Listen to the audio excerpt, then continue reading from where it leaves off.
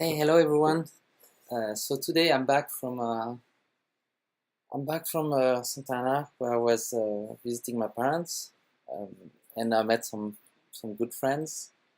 And as I was discussing with them, I thought, mm, yeah, it might be a good idea to make a little video about um, about programming. So basically, it's kind of like a video about teaching programming, but I wanted to take a different approach to it.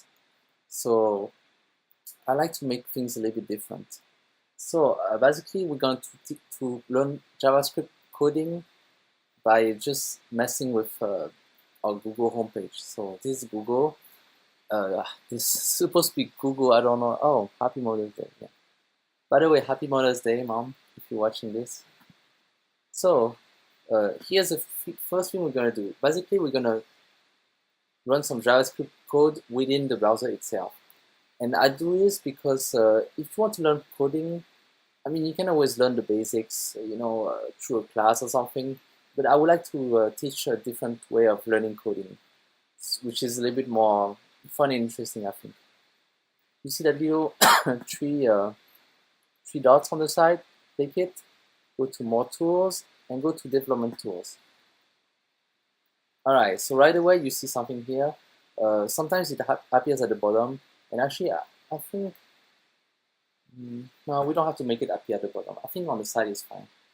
But this is what you have on the side. This is your JavaScript console, and basically in here you can enter some code. So I would like you to do this, like I did, and I would like to enter you to enter alert 123. And you see this is simply like running some JavaScript code to pop up a little box. So you see alert 123. You can also alert hello, but notice something. I put a little quotes around the hello. That's because it is a string. And the reason I cannot just put hello as it is because if I put hello, alert hello, let's see, there's an error message. Hello is not defined. When you don't put things around quotations, it is considered as something we call a variable. And a variable is like a little chunk of memory where a little item, little token where you can store some information. As a matter of fact, I'm going to do that. So to store something in a variable, you do the following command. Var, and then how can we call a variable? Word. You can give it any name you want. So word equals hello. So nothing much happened, but what we did is actually we stored the word hello inside that variable. And now if I do alert word, up, we see hello. That's because I stored hello inside of word. And this is going to be very important because, programming is all about variables. Not always, but it's all about like manipulating data, and you need a place to store your data. So variables are one way to do it. What else can we do? Let me show you how to concatenate. So let's say I want to say hello, hello, and then your name, like hello Vincent. So let's say I had hello, oops, hello, and I put a little space in between because I want to put Vincent after that. And the way we do it is we do the plus sign. So hello plus Vincent. Let's press enter, see what happens. Okay, so one thing I didn't mention, but if you just in the JavaScript console, if you just type something there, normally it returns, it prints right away the result of what you type.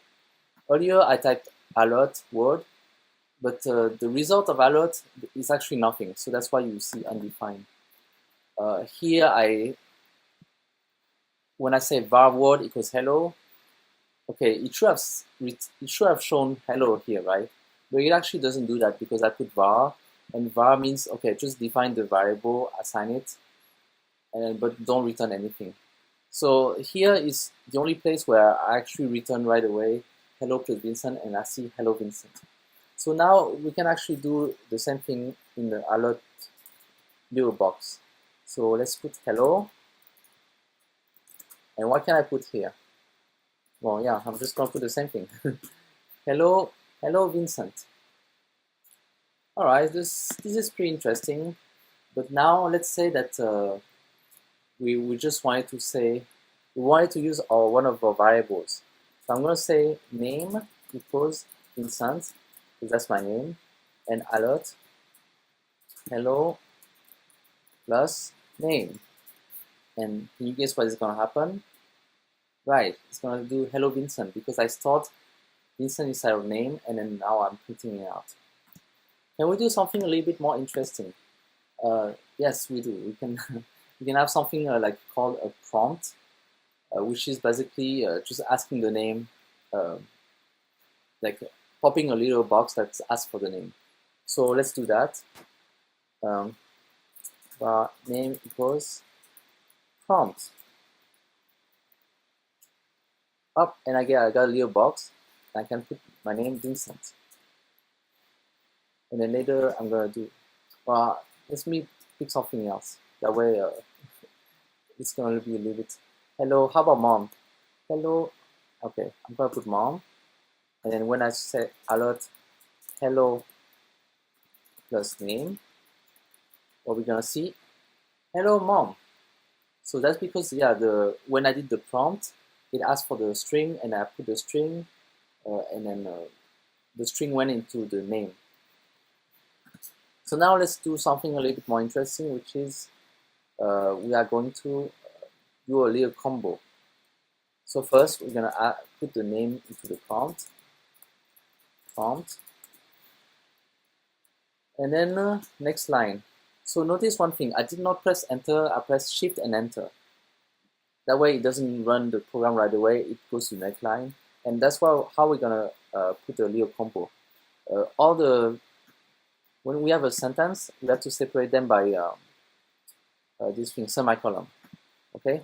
So what's the next thing we're gonna put there? Alert, hello, name. Oops. Okay, yeah, this is working. So now it is asking for the prompt. So we're gonna put our name. I'm gonna change. I'm gonna put Arnold. Hello, Arnold. Interesting, right? So now I would like to do this, but I would like to introduce the concept of functions. A function is, you know, this little combo here. You can actually kind of make it some kind of combo, and like package it and then put it inside a function. And then now you don't have to type everything the same way. You can just call the function. So let's call the function. And a function, how about let's call it hello. So we're going to make a function hello. And then we're putting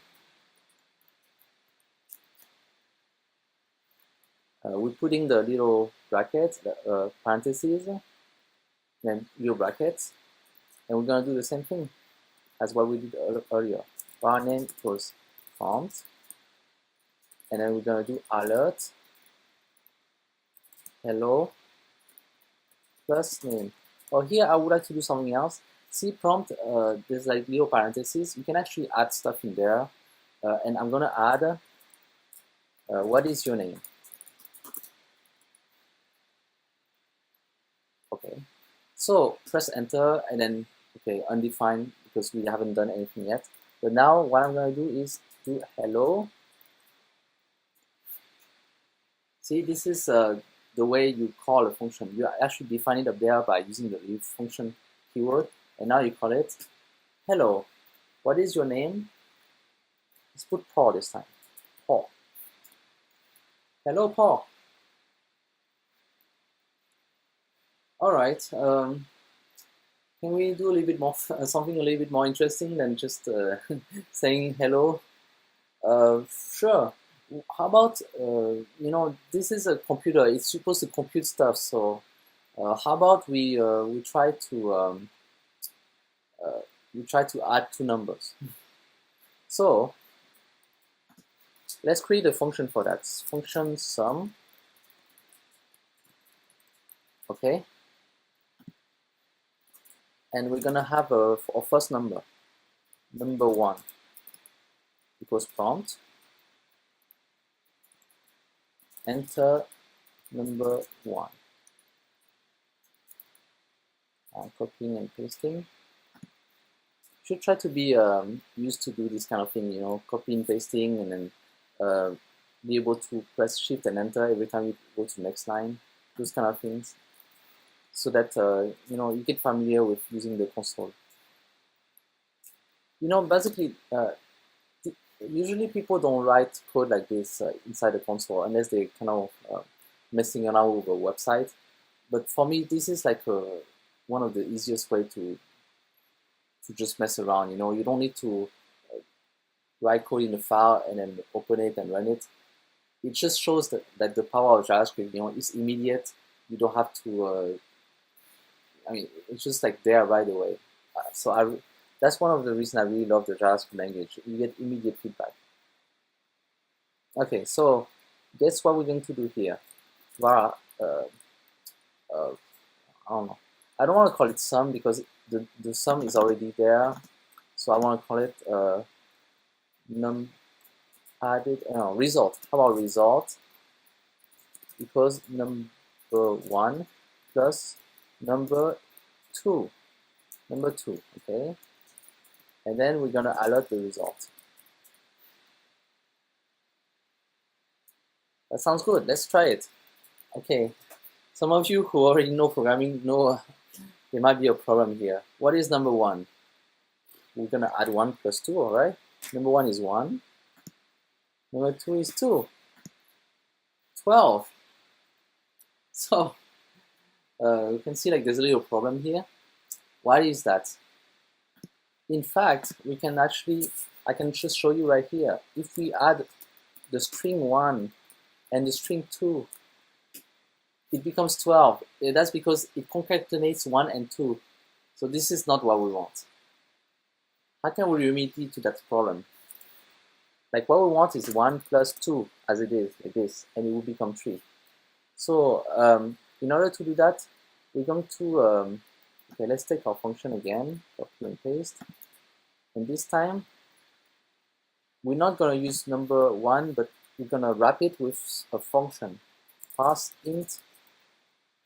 See, I wrap number 1 with the function parseInt. ParseInt again. And instead of not just alerting, I just want to have a little bit of a message before that. So the result is result. Okay. Sum. Let's try this again. Number 1, again 1. Number 2, let's put 2. Result is 3. Exactly what we wanted. So you see this little syntax right here? That's okay. So we're calling a function, and we're taking the result of that. We actually could have done the same into sum. Like right now, I'm just alerting. I'm just putting a message about the result. More commonly, it would make more sense to simply like return the result. And as a matter of fact, we're gonna do a little bit further. We're going to also pass 2 items inside the sum and return them. Let's try something like this. Sum number 1, number 2. Okay, take a look at this syntax. Number 1 and number 2, those are 2 items that we're gonna pass. So it's like this little machine. You just feed it input. Number 1, number 2, and then this little machine is going to pop out the result. And how do I pop-up result, I use the word return number 1 plus number 2. So you might think, here I should have put the parse int, but really the function is meant to accept numbers. So let's leave it simply as it is. Maybe outside we can use the parse int to turn the string into a number. But let's see. Sum. So I created my function called sum. Now outside of this, I'm going to do var number equals prompt. Enter number 1. var number 2. Number 2 equals prompt. Enter number 2. So those are strings, so we need to turn them into integers. So we're going to do this like this. Equals parse int number 1. And notice I'm doing something weird here, is that even though number 1 was a string before, I'm turning it into an integer. Keep in mind, this is something not all languages can do. Like in other languages, if I define something as a string, like I say number 1 is a string, it can only be a string. I cannot say later, oh, number 1 is an integer. I assign the number 1, some kind of integer. By the way, the integer is like a number, okay? I'm a little bit confusing here with terms where integer means number. So I cannot say this variable is a number if I said before this variable is a string. That's other languages. JavaScript lets you do that. So you're gonna think, oh, this is awesome. No, JavaScript is much better. This comes as a surprise though, because it's a little bit dangerous to be able to mix integers, strings, objects, whatever. It's not commonly is frowned upon to do those kind of things. So basically, I'm teaching something back to you, but it doesn't matter. But it's usually much better if you have variables that stay the same type. This makes the program much more robust. But here, we're doing some hacking. We're just taking shortcuts, right? So we have number 1 and number 2. What else? And then var result equals, look at the syntax, sum, and I'm passing in the 2 variables, number 1 and number 2, right? And then I'm going to do alert. The result is result. So let's pick a more interesting number, like 1, 2, 3, 4, 5, 6, 7, 8. Okay, and let's add it with what? How about 8, 7, 6, 5, 4, 3, 2, 1? See? The result is 9, 9, 9, 9, 9, 9, 9, 9. Okay. Well, I mean, I picked easy numbers to add, so I know that. But okay, and then I advise you to do some exercise. Mess around with what you can do with this.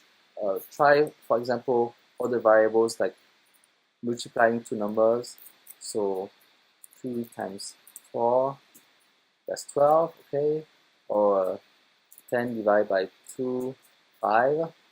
Notice here we're only dealing with integers, but if I had like 3.14 times 10, I mean, this works too. I mean, just like with calculator, it works. But here we're having a little problem with the precision. That happens sometimes. So if you want to test with play around with this, keep in mind that if you use parse int on a string that represents a number that is not exact, like 1.5, you're gonna get 1, which is not what you want. For that, you would use parse float instead. This is the syntax, and this is how you get a number that is not an exact number, or not not the whole number. I think this is good for our first lesson. Next time we're gonna keep playing around. We're gonna try to do things a little bit more fun and maybe more practical. But this is a good start. So yeah. Oh, how about, before I go, maybe I give you an exercise. What can I do as an exercise? I would like you to create a function add and subtract A and B and C. Okay, and then your task is going to be adding A and B and subtracting C, and do basically the same thing as I did. Okay, so that's your homework. Okay, and we'll see each other next time. And good luck on your path to learning how to code JavaScript. See ya.